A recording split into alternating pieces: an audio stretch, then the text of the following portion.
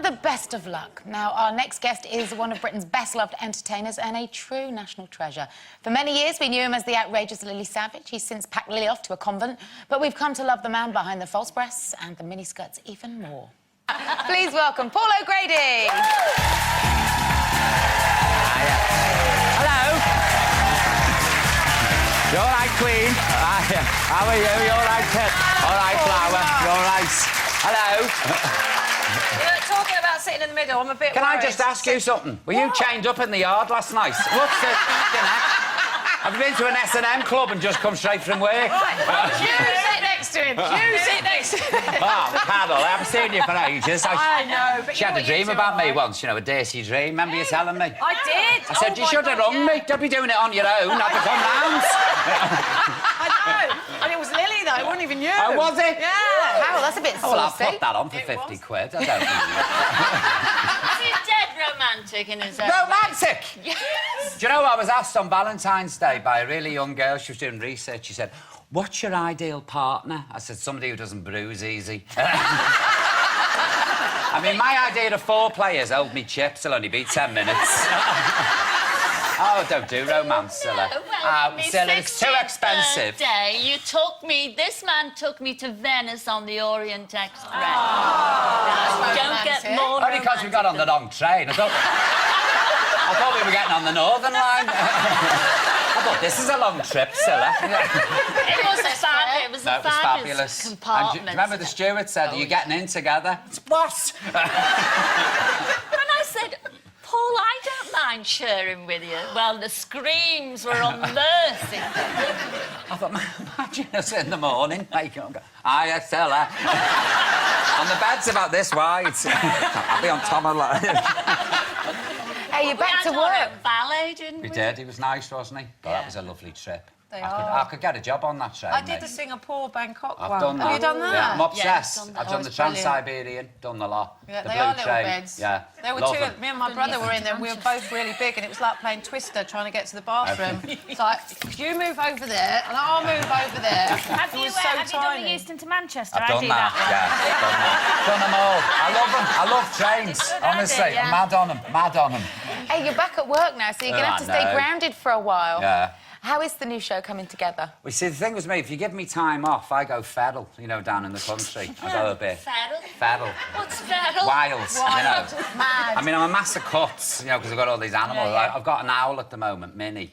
And, Oh, my Ben would love well, Minnie. she was born in captivity. I'd like to let her go, but you can't because she'd die. She doesn't know how to hunt. So she was in a wardrobe in Birmingham before I got her. What? No, honestly.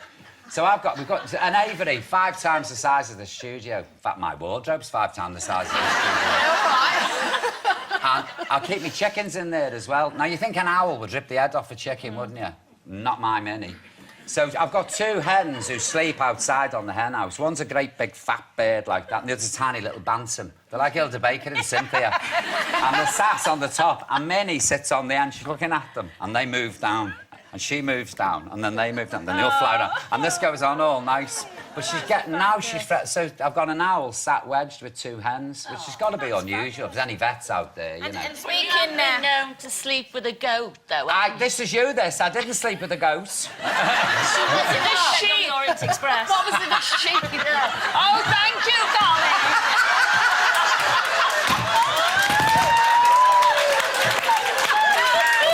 I just put the breakables back, in case we start. No, I didn't.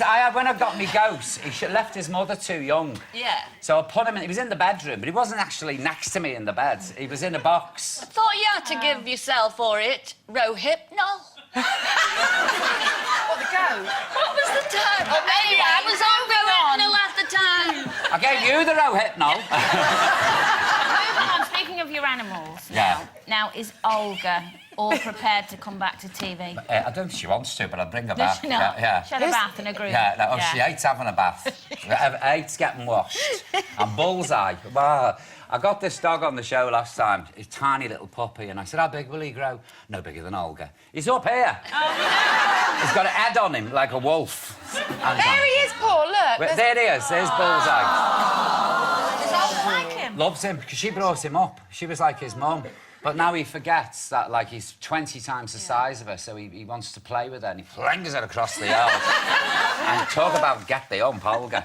You see her? She like, girds her loins and attacks him. Will you stick around for the final part of the show? Why, what are you doing?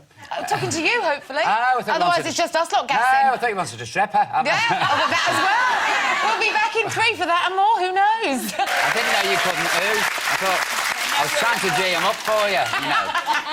Give him a bit of an ooh. We love your woos. Listen, lots and lots of questions coming in for you from our viewers. Yeah. Kate on Facebook says, when's the 3rd volume of your Doing coming it now. out? Oh, you are? Yeah. Well, I nearly said something. That's half-hearted. I'm doing it.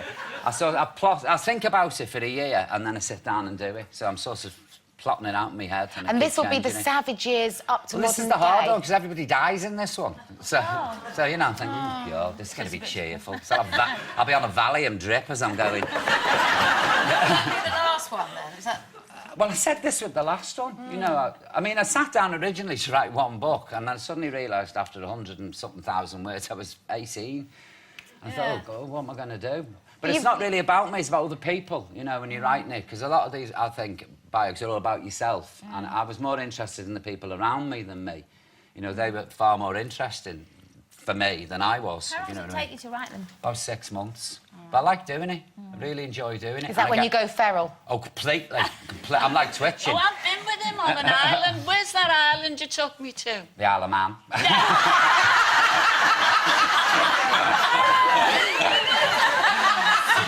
It was Seaview, bed and breakfast, don't you remember? I had drugged her, I gave her 2 rowies and got it on the boat. No, it was the Maldives. It was, yeah. We had a fabulous time. I didn't do a bit of work, not even a comma was done on that Do you day. go away to do it, though? No, I can't. You just do it at home? I have to do it at home. I have all the good intentions, right, I'm going to go away and never do anything because... Because you take everyone with you when you go this away. is it, you want to go out and have a good time, What, a are you party. working at the same time? Because you've got your show starting, obviously. I work better under pressure, me. If I have about 90 things to do at once, I can handle it. But if I've got loads of time, then I'll go, well... Did you hear us talking earlier about trying to get a laugh out of a situation? Yeah. And in the outbreak there, you were just telling us about a very funny situation that you manufactured at Scylla's expense. Could you care to share? Oh, with those 2 fellas in Spain? Oh, God. He told them, these 2 French guys, we were in a bar, and he told them... As usual. ...that I was a prostitute. And they could understand bits of English, because they were saying, your friend... Because the guy next to me bought me a drink. And there were a few people come on the way out saying, hello, Scylla, how's it going? Happy holidays. And anyway, he told me, then they said, I believe, these guys that were French, I believe you know the Prime Minister. And Blur was in, he was in Parliament at the time. And I had an invitation down to Chequers. I never. And he said, tell them about Tony Blur. And I said, oh, Chequers is fantastic. You know, Tony, personally, took me in every room. It gets worse. And then an English guy, on the way out, said to me, oh, Scylla, and he took my face into both of his hands and he said, Scylla, thank you for all the pleasure that you've given me. I'd had a drink, and because I thought, well, I can't speak English, let alone French. But bits were coming out, you know, from school, and I thought, I'm doing well, I'm getting fluent. And they said, oh, what, your friend? What? So she's on the game. Talking about the Scouse humour, do you agree with this survey's findings that they're the toughest crowd because they're the funniest crowd? If they like you in Liverpool, you're laughing. Yeah. It's like Glaswegian audiences and Irish audiences. If they like you, you're on a roll. And same as I love Sunderland. I love the Sunderland Empire. Like you, they don't like you, they sit like this. Yeah. Have you walked out on a gig? Scylla says you have. All the time. Now, Oh, own up. loads You of- don't have to mention Loads of names. pubs. I've got to a pub and I've been booked in some hellhole years ago and I've turned up and I've thought, I ain't working here. And I haven't even bothered, though, like, unpacking the case. And other places I've gone, yeah, and they've been too... I mean, I've worked places you wouldn't walk past. Yeah, yeah. And I've gone in and I've stood there and I've thought, well, I'm getting me money if it kills me. I'm getting it, and I've gone. But then if I've had a few bob, like if I've had 80 quid and they go, I'm flush, I don't need this £25, you can stick it. well, and I'd flounce out. Paul, you're back tomorrow night, 9 o'clock, Yeah. ITV1. Can't wait. It's been our total pleasure. It's Paul O'Grady, Oh, everyone. you're welcome. Thank you. Thank you.